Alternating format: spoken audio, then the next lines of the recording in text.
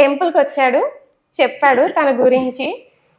నాకు చెప్పాను కదా, ఇంట్రెస్ట్ లేదు, ఇంతకుముందు చాలానే మంది ఇలా వెంట పడ్డారు, మ్యారేజ్ చేసుకుంటా అంటే ఎవరికాళ్ళు వెనక్కి వెళ్ళిపోయిన వాళ్ళే. సో నాకైతే ఇంట్రెస్ట్ లేదు, నేను అందుకే ఇంటి వరకు మా పేరెంట్స్కి ఎవరికి చెప్పను, ఈ ఏజ్లో ఇవన్నీ కామన్ అని చెప్పి అనుకున్నాను. తిని అలాగే అనుకున్నాను. నేను దేవుడి దగ్గర దండం పెట్టుకుంటున్నాను. అదేదో ఆ రోజు ఏకాదశి మే 8వ తారీఖు 2017. చాలా నాలెడ్జ్ ఉందండి, డేట్స్ తో సహా చెప్తున్నారా? 2017లోనే. అయితే తిను నా ఎదురుగా వచ్చి నిలబడ్డాడు. ఏంటా అని ఇలా చూస్తున్నాను, సడన్ గా తాళి తీసి కట్టేశాడు. అన్ఎక్స్పెక్టెడ్. నేను ఆశ్చర్యంగానే ఉన్నాను, అసలు ఏం రియాక్ట్ అవ్వాలో తెలియలేదు. పంతులు తిట్టాడు అనమాట, ఏంటయ్యా నువ్వు చేసేది అని. అంటేనే ఆశీర్వాదం ఇవ్వండి అని తను వంగుని నన్ను కిందకి తోస్తున్నాడు. నేను అదే షాక్ లో ఉండిపోయాను. ఉన్న తర్వాత ఏం చేసావు నువ్వు, అసలు ఏంటిది, నాకు మ్యారేజే ఇష్టం లేదని చెప్పాను కదా, ఇంకా టైం పడుతుంది, నేను ఇంకా చదవాలి, ఇంకా అంటే మీకు ఆయన మీద ఇష్టం ఉందా అప్పటికి? లేదు లేదు, అస్సలు లేదు. మరి ఎందుకు మీరు అన్నారు? అయితే నేను మామూలుగా అంటే అది ఏదో మూవీ చూసాను, సంథింగ్ మ్యారేజ్ చేసుకుంటా అని అడిగితే వెనకాల తిరిగే వాళ్ళు కూడా ఆగిపోవడం అని ఎందులోనో నేను చూసాను. ఈ పిల్లోడు కూడా అలాగే ఆగిపోతాడు అనుకుంటే తిని ఏకంగా తాళి తెచ్చి కట్టేశాడు. నేను అదే షాక్ లో ఉన్నాను. అయితే నేను అప్పుడు కొంచెం చిన్నదాన్ని అవడంతో తాళి కట్టేశాడు కదా, ఇంకా తన ఇంటికి వెళ్ళిపోవాలి అనుకున్నాను. తినన్నాడు, నేను తాళి కట్టింది నీ మీద ఉన్న ఇష్టాన్ని చెప్పడానికి మాత్రమే, కానీ నాకు ఈ పెళ్ళి ఇలా కాదు, అందరి ముందు గ్రాండ్ గా చేసుకోవాలని ఉంది, గ్రాండ్ గా చేసుకుంటాను అని చెప్పాడు. తను అప్పుడు ఏంటంటే తన ఇంటికి తను వెళ్ళిపోయాడు, నేను మా ఇంటికి వచ్చేసాను. తర్వాత 1 month కి తిను వాళ్ళ పేరెంట్స్ కి ఒప్పించి తీసుకొచ్చాడు. మీ ఇంట్లో ఇప్పటికి ఇలా ఒకటి జరిగింది? తెలుసు. పెళ్లి చూపులకి తీసుకొచ్చారు, అంతా బాగానే జరిగింది. సంథింగ్ కొన్ని ప్రాబ్లమ్స్ వచ్చేసి మ్యారేజ్ వద్దు మాకు అని వీళ్ళు డ్రాప్ అయిపోయారు అనమాట. అర్థం కాలేదు. అంటే ఏమిటంటే నాకు ఇంతకు ముందు ఒక చిన్న ఇష్యూ ఉందనమాట. సమ్మన్ ఒకరు వెనకాల తిరగడంతో కేసు పెట్టడం అది జరిగితే, సో దాన్ని వీళ్ళ పేరెంట్స్ ఏంటంటే తను కేసు వరకు వెళ్ళింది, అలాంటి అమ్మాయి మంచి అమ్మాయి అయ్యి ఉండదు, సో డ్రాప్ అయిపో అని చెప్పి తిన్నంటే అప్పుడు తిను ఒప్పుకోలేదు. కానీ వీళ్ళ పేరెంట్స్ బలవంతం చేసి నిశ్చితార్థము 1 weekలో ఉందనగా స్టాప్ అయిపోయారు. ఇంకా వద్దు మాకు అమ్మాయి కోసం ఇలా తెలిసింది, ఆ అమ్మాయి మిస్టేక్ చేయకుండానే ఇంతవరకు వస్తుందా అలా అని చెప్పి అన్నారు. సో వీళ్ళకి ఎంక్వైరీ లేదు ఎంక్వైరీ చేసినప్పుడు కూడా వాళ్ళకి కొంచెం మంది మంచి చెప్పిన వాళ్ళు, చెడు చెప్పిన వాళ్ళు ఉండడంతో ఇలా 2 పక్కలా మాట్లాడేది ఉంది, వద్దు, పైగా నువ్వు ఆ అమ్మాయిని లవ్ చేసావు, ఆ అమ్మాయి కూడా నేను లవ్ చేసింది, ఇలాంటివి వద్దు అన్నారు.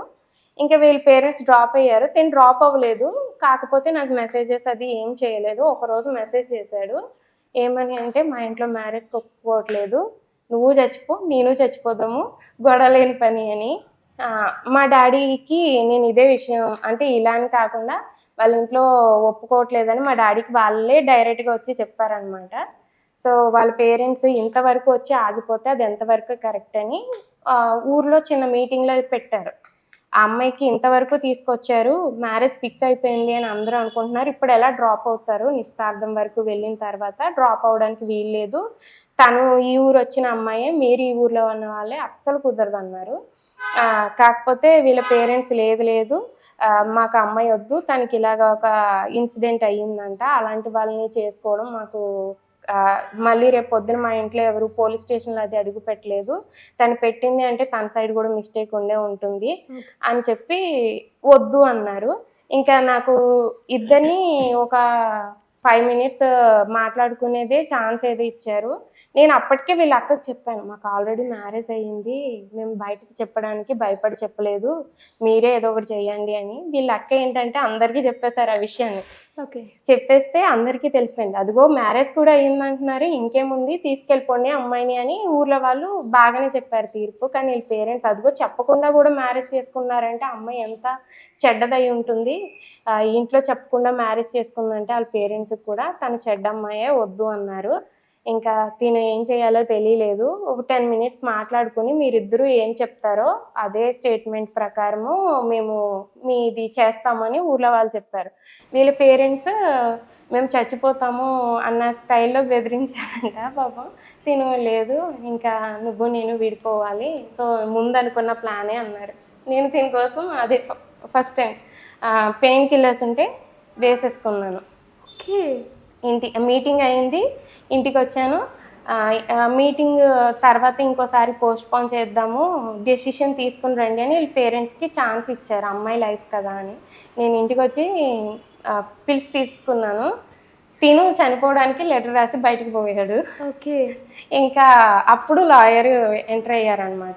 వీళ్ళ చిన్నాన్నగారు ఒకరు లాయర్ ఉంటే ఆయన ఎంటర్ అయ్యి లేదు ఆ అమ్మాయికి ఇష్టం ఉంది, ఆ అబ్బాయికి ఇష్టం ఉంది, ఆల్రెడీ పెళ్ళయింది, వాళ్ళని ఇలా విడదీయడానికి కరెక్ట్ కాదు, వీళ్ళు పెళ్ళైనప్పుడు కూడా ఫోటో తీసుకున్నారు, సో ఫొటోస్ తీసుకున్నవి ఉన్నాయి, మధ్యలో వేరే పర్సన్ కూడా ఉన్నారు, ఈ మ్యారేజ్ అయితే చెల్లిపోద్ది, కాకపోతే మీరు ఇలా చేస్తే మధ్యలో మీరు వెళ్ళేది ఛాన్స్ ఉంటుంది, స్టేషన్లో పెట్టాల్సి వస్తుంది, మీకు ఇద్దరు ఇష్టం అన్నప్పుడు మధ్యలో మీరెందుకు బెదిరిస్తారంటే సరే అని వాళ్ళ పేరెంట్స్ కూడా ఇంకా అందరిలోకి వచ్చి ఓకే మేము ఒప్పుకుంటున్నాం మ్యారేజ్ అని చెప్పారు. ఫైనల్గా అక్కడ శుభం కార్డు పడింది. కానీ అంటే గొడవలు ఇన్ని అయినాయి కదా, ఈ గొడవల మధ్యలో పెళ్లి చేసుకోవడం ఎందుకని 8 months తర్వాత ఎప్పుడు అనుకుంటా తిను మ్యారేజ్ డేట్ ఫిక్స్ చేశాడు. అక్టోబర్ 6th, అక్టోబర్ 6th 2017కి పెట్టించాడు అనమాట తిను ముహూర్తం. అలా అయితే మా మ్యారేజ్ అనేది జరిగింది. కానీ తినకి నేను తను ప్రపోజ్ చేశాడు, నేను రిప్లై ఇవ్వడానికి మా మ్యారేజ్ అయిపోయిన 10 days చెప్పాను నేను. ఓకే. యాక్చువల్లీ ఆయన అంటే మీకు ఇష్టం లేదు, కానీ ఆయన మ్యారేజ్ చేసుకున్నారని ఒక రెస్పెక్ట్ కి ఉండిపోయాను. తర్వాత తిను ఇంత ఫైట్ చేస్తున్నాడంటే ఎంత లవ్ చేసి ఉంటాడు, ఇంతకంటే ఎవరు భరిస్తారు అని. స్టార్టింగ్ లో కూడా నేను మర్యాదగా యావండి శ్రీను గారు ఇలా పిలిచేదాన్ని, తనకి అలా నచ్చలేదంట. బంగారం బుజ్జి రా ఇలా పిలు, నేను లవ్ చేసి మ్యారేజ్ అందుకే చేసుకున్నాను, అలా క్యూట్ గా పిలుస్తారని. ఇప్పుడు అందులోని నువ్వు నన్ను రా బుజ్జి అలానే అంటున్నావు, కొంచెం చూసి మాట్లాడు, మా అమ్మ వాళ్ళు కూడా ఉన్నారు కదా అని. వాళ్ళ అమ్మగారు వాళ్ళు కూడా ఇంకా అడ్జస్ట్ అవ్వక తప్పలేదు, ఇంకా అంతవరకు తీసుకొచ్చేసాడు. ఓకే.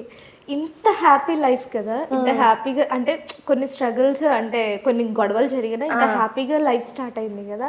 బట్ మీరు ఒక వీడియో పెట్టారు, ఏం వీడియో అంటే అందరి జీవితం నార్మల్గా స్టార్ట్ అయితే మా జీవితం మాత్రం 1,30,000 అప్పుతో స్టార్ట్ అయింది అని. అంటే దాని వెనుక స్టోరీ ఏంటి?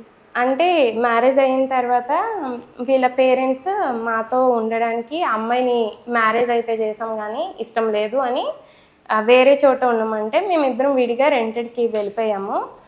రెంట్కి మ్యారేజ్ అయిన 3rd day వెళ్ళిపోయాము మేము. 3rd day వెళ్ళిపోతే అమ్మ వాళ్ళు ఇచ్చిన గ్రాసరీస్ వాటితో విడిగా ఉండేవాళ్ళం మేము.